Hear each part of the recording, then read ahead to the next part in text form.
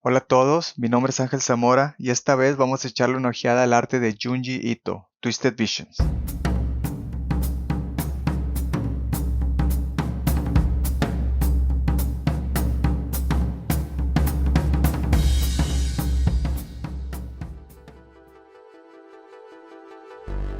Como podrán notar, esta vez estamos ojeando de derecha a izquierda, porque esta joya es japonesa y hay que tratársele como se merece.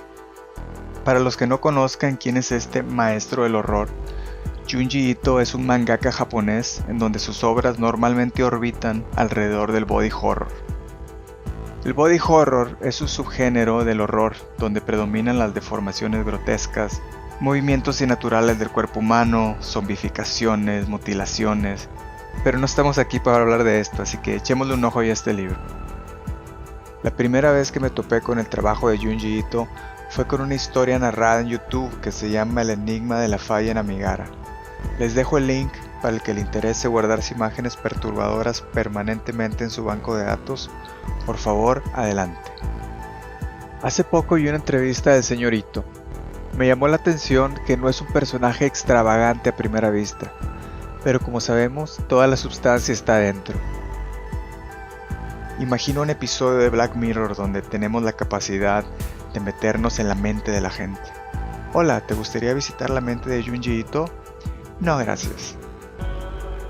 En lo personal siempre me han gustado las cosas tenebrosas. De hecho, mi primer dibujo registrado, o sea que existe físicamente en este mundo, es de un demonio con cuernos que hice por allá en el 89. Échenle un ojo. Lo que más me impacta de muchas de sus obras es el contraste emocional que transmite. Algo en las expresiones faciales tranquilas combinadas con fondos y situaciones siniestras. Eso es lo que le da un toque más tenebroso. El rango estético que encuentro en este libro es amplio. Vemos desde el clásico manga, que es pura tinta, blanco y negro, a piezas completamente a color. Y colores brillantes y divertidos, no los clásicos ocres que esperaba yo en ilustraciones de horror. Wow, esta pieza sí está un poquito perturbadora. Aquí está un claro ejemplo de lo que estaba hablando. Las expresiones faciales, los ojos de los personajes son serenos.